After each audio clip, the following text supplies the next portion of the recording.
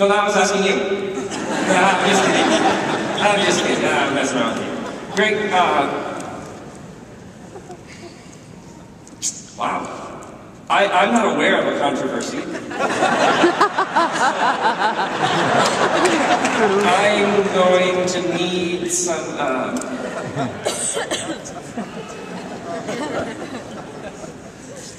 first, okay, I would say this. Couple thoughts.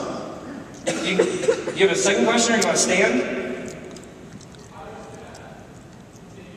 Okay, yeah, let me give a couple thoughts. First off, I never set out to be controversial. I don't find that a noble or honorable goal. So when someone's like, man, I'm going to be so shocking, I don't have a sense that God honors that sort of thing. What I'm interested in is the truth. When I was, my parents are Christians, and when I was in elementary school, I got down next to the bed at 4292 Dobie Road in Okemos, Michigan. Don't knock on the door, we don't live there anymore. And I invited Jesus into my heart. I grew up in a tradition where you invite Jesus into your heart, you accept Jesus, and you ask him to forgive you your sins because you want to live with him forever. Sound familiar to anybody? Mm-hmm. 4 of you, excellent. What are you talking about? So, I have a friend. When we first started our church, we were all about, like, when was the, we had this whole thing about you had to know the day and the hour when you became a Christian. This was like 12 years ago. So we'd be like, if you want to be a member, you got to be a Christian. To be a Christian, you got to tell us the day and the hour and the place where you became a Christian. Remember, there was this couple who were so unbelievably passionate and such extraordinary followers of Christ. Like, you just wanted to be like them. And I remember asking them, when did you guys become Christians? And they were like, it's like the mid-90s. Well, like when? No, like the mid-90s. First off, so what I'm interested in following is Jesus. I met this Jesus at a young age. And he compelled me, and something on my bones said he could be trusted. I never found the religious, sort of the religion, Christianity, defending on. I never found that very interesting. I always found Jesus thoroughly compelling and worth trusting. There was something about this resurrected Christ that spoke to me. And he's been with me to this day. He is deeply mysterious. So he invites you to love your enemies. He invites you to be less judgmental. He invites you to be compassionate. He says that his yoke is easy, and it is. And he also says, take up your cross, and crosses are heavy. So he says lots of things that appear to be contradictory, and yet they're both true at the same time.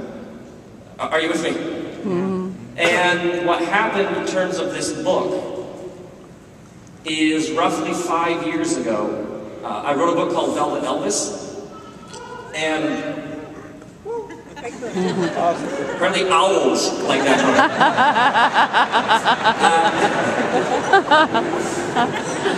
what happened, I love that, that's great. What happened is as Velvet Elvis was coming out, I had the growing sense that Velvet Elvis was like the introduction. You know what I mean? Like, it felt like a giant first chapter. And what had happened is, as a pastor, I kept meeting people who were incredibly dogmatic about heaven and hell when you die, and didn't seem to care that 800 million people will go to bed tonight hungry, which is its own sort of hell on earth. And what kept coming up is, as I was studying the scriptures, and especially the context of how the scriptures even come to us, is what kept coming is Jesus and the world that he lived in. There wasn't a lot of commentary or speculation about what happens when you die. The word hell occurs in the Bible less than 20 times. And the main word that Jesus uses, he uses the word Gehenna 12 times. And the word Gehenna means Valley of Hinnom. The Valley of Hinnom was on the south and west side of the city of Jerusalem. It was a town dump. And they would set their trash on fire, so there was a fire going, and then wild animals would fight for scraps of food in the dump. And in those days, they did not domesticate dogs and put sweaters on them at Christmas time. Wild dogs. And so dogs would fight over the scraps of food, and so their teeth would sort of grind against each other. So Gehenna was the place where the fire never goes out and there's gnashing of teeth.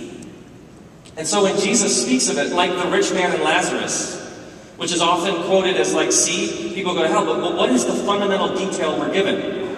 The rich man has food, Lazarus is starving. That's the only detail that we're given. The rich man creates, through his indifference and greed, a hell on earth. He makes a decision, and apparently God gives him what he wants. Are you with me? So this story that seemed to be a dogmatic story about what happens when you die was like, this is a story about not loving your neighbor and the very real consequences now, and apparently they carry on into the next life in some sort of way. So the book came out of what Jesus, and then secondly, when it comes to heaven, Jesus' fundamental impulse was not, here's how you can go somewhere else, was, here is how to live in such harmony with God that you are bringing heaven to earth. And even the word forever, the Greek word is aeon, which refers to an intensity or a quality. And so you have this very interesting thing Jesus is doing where he is saying, trust me and enter into the life of God now. Now I hold on to heaven and hell. And I think that when you die, you are still free to choose. And the very nature of love is freedom. And if you can resist God now, you can resist God when you die. I can only assume that. So this book came out of studying the scriptures and realizing that Paul used the phrase, the reconciliation of all things.